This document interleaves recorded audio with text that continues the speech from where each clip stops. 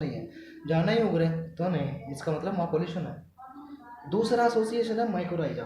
अगर कुछ फंजाई दूसरे किसी प्लांट की रूट के साथ एसोसिएशन बनाती है, जैसे लिखा fungi with higher plant root, root के साथ एसोसिएशन बनाती है, रूट उन्हें रहने की जगह दे रहा है, शेल्टर प्रोवाइड करा रहा है, और फंजाई उनके लिए न्यूट्रिएंट एब्जॉर्ब करके रख रही है प्लांट की रूट के लिए। ये भी तो ये दो, कभी कभी कुछ फंजाई एसोसिएशन भी बना कर रखती है, ये दो एसोसिएशन हुए। उसके बाद हम बात कर रहे हैं रिप्रोडक्शन बाय। रिप्रोडक्शन वेजिटेटिवली भी होता है। वेजिटेटिवली का मतलब क्या होता है?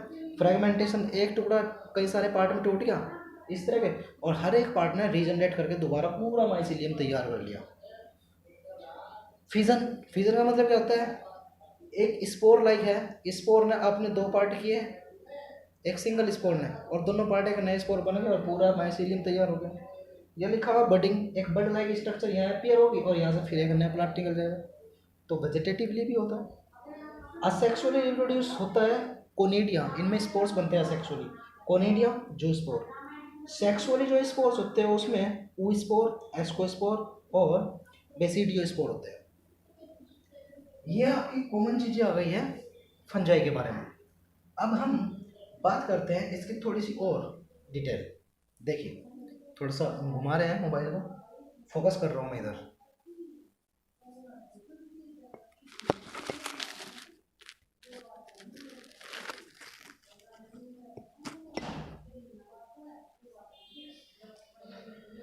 देखिए, सेक्सुअल साइकिल में क्या होता है? दो गैमेट या सेक्स सेल कह लो, दो गैमेट आते हैं, गैमेट बोल दिया, दोनों फ्यूज करते हैं, दोनों के न्यूक्लियस अभी फ्यूज नहीं हुए, सिर्फ दोनों के साइटोप्लाज्म फ्यूज हुए हैं, इसलिए इसको बोल रहे हैं प्लाज्मोगैमी। प्लाज्मा जो है इनका, वो गैमी का मतलब फ्यूजन, प्लाज्मा फ्यूज कर गया इसलिए प्लाज्मोगैमी बोल रहे हैं। और इस फेज को बोलते हैं डाइकारियो फेज। डाइकारियो फेज का मतलब, डाई का मतलब दो, कार्यो का मतलब न्यूक्लियस, ऐसी फेज है, दो न्यूक्लियस वाली फेज आ गई। उसके बाद में दोनों न्यूक्लियस भी मिल जाते हैं, इसे बोलते हैं कार्योगैमी। कार्यो न्यूक्लियस, गैमी फ्यूजन, न्यूक्लियस भी फ्यूज हो गए हैं। ये बन गया अब जाइगोट, जाइगोट में स्पोर बनेंगे, स्पोर एक नया माइसीलियम तैयार कर लेंगे। ये भी करती हैं, इसे बोलते हैं डाइकारियोफेज या डाइकारियो, ठीक है। उसके बाद फंजाई की क्लास करते हैं। जब भी आप क्लास करेंगे, इसकी चार क्लास हैं, फाइकोमाइसीड्स, एस्कोमाइसीड्स, बेसिडियोमाइसीड्स और ड्यूटेरोमाइसीड्स 11th लेवल में।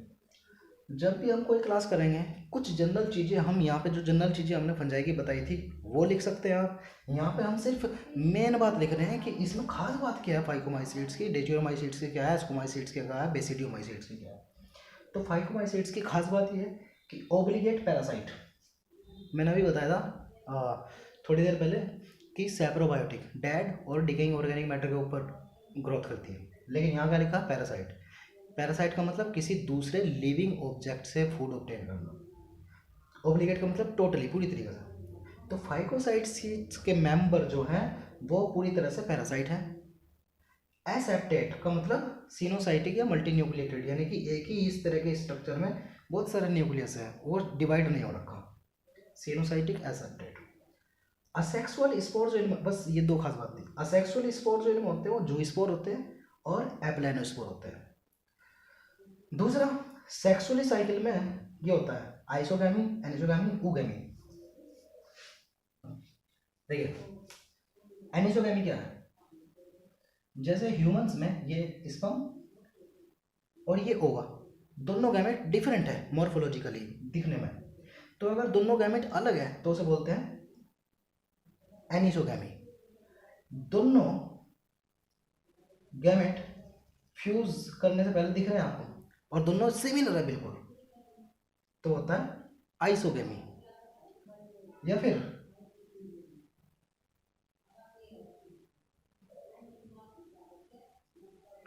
मेल गैमेट छोटा, मोटाइल, मूव करने लायक, female gamete large, non motile. अगर ये फ्यूज करते हैं तो उसे बोलते हैं आप ऊगैमी। तो सेक्सुअल रिप्रोडक्शन इसमें ये तीन तरीके का हो गया। एग्जाम्पल हो गया राइजोपस, म्यूकर, एल्ब्यूजो। दूसरी क्लास करते हैं एस्कोमाइसीड्स। एस्कोमाइसीड्स को कॉमनली कहते हैं हम सैक फंजाई। सैक फंजाई ने क्यों बोल रहे हैं? क्योंकि सैक लाइक स्ट्रक्चर है, thallus like, root stem leaves branch sporangium वगैरह कुछ नहीं है, सिंपल थैलस लाइक स्ट्रक्चर है। सैक फंजाई बोलते हैं। ये छोटे छोटे वर्ड लिखे हुए हैं। सैप्रो का मतलब सैप्रोबायोटिक भी हो सकती है। डिकम्पो का मतलब डिकम्पोजर्स भी हैं इनमें, जो ऑर्गेनिक मैटर सड़े हुए गले हुए को ख़त्म करते हैं, न्यूट्रिएंट सप्लाई को या कंटिन्यू करते हैं। जो मिनरल है, जैसे प्लांट में जो मिनरल गए थे, प्लांट में जो मिनरल गए हैं वो मिनरल वापस धरती में ही आने हैं, उन्हें साइकिलिंग में हेल्प कौन कर रहा है? यही करते हैं। जब उन्हें डिकम्पोज करते हैं तो वो मिनरल फिर मिट्टी में आ जाते हैं, फिर प्लांट में चले जाए, प्लांट से एनिमल में, एनिमल से फिर प्लांट में, फिर सॉइल में। ये साइकिलिंग चलती रहती है, उसमें हेल्प कर रहे हैं ये। क्यों? क्योंकि ये डिकम्पोजर भी हैं। दूसरा है पैरासाइट, दूसरे लिविंग ऑर्गेनिज्म पे ऊपर भी डिपेंड कर सकते हैं, तो पैरासाइट।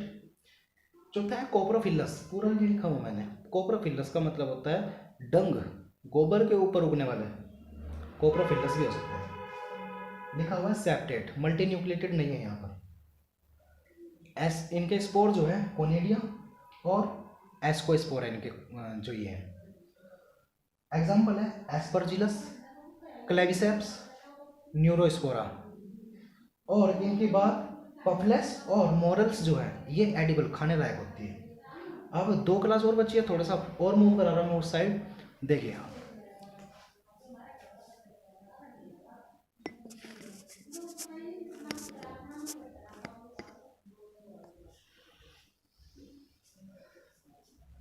बेसिडियोमाइसिड्स, इनको हम बोलते हैं ब्रैकेट फंजाई। ब्रैकेट फंजाई क्यों बोल रहे हैं हम इनको? क्योंकि मशरूम जो है ब्रैकेट की तरह से होता है। ब्रैकेट फंजाई कॉज रस्ट और स्मट डिसीज, यानी कि रस्ट और स्मट डिसीज वाले पक्सीनिया और अस्टिलैगोसीमा आएंगे। सेप्टेट यूनिन्यूक्लिएटेड होते हैं। असेक्सुअल स्पोर जो इसमें होते हैं मिलते नहीं हैं। सेक्स ऑर्गन भी इसमें अब्सेंट है, सिर्फ वेजिटेटिव रिप्रोडक्शन यहाँ पर होता है, टेक्स प्लेस। एग्जाम्पल है अगेरिकस, जिसे मशरूम बोलते हैं, अस्टिलैगो जो स्मट डिसीज करते हैं, पक्सीनिया जो रस्ट डिसीज करते हैं। चौथी क्लास है ड्यूटेरोमाइसिड्स, इन्हें बोलते हैं इम्परफेक्ट फंजाई, परफेक्ट नहीं है। क्यों? Only asexual reproduction takes place, asexual reproduction होता है, सेक्सुअल वेजिटेटिव नहीं। मोस्टली डिकम्पोजर्स, इनमें ज़्यादातर डिकम्पोजर्स होते हैं, डेड ऑर्गेनिक मैटर को ख़त्म करके रिसाइकलिंग में हेल्प करते हैं। एग्जाम्पल है अल्टरनेरिया, कोलेटोट्रिकम और ट्राइकोडर्मा। अब आपके 3 किंगडम हुए हैं, मोनेरा, प्रोटिस्टा, फंजाई। बचता है आपका प्लेंटी और एनिमेलिया। तीसरा चैप्टर पूरा प्लेंटी का है, चौथा चैप्टर पूरा एनिमेलिया का है। तो जब वो हमें डिटेल में पढ़ने ही है तो हम यहाँ इस बायोलॉजिकल क्लासिफिकेशन में क्यों पढ़े? तो नेक्स्ट जो वीडियो बनेगी वो 3rd चैप्टर की बनेगी और उसमें प्लेंटी शुरू करेंगे।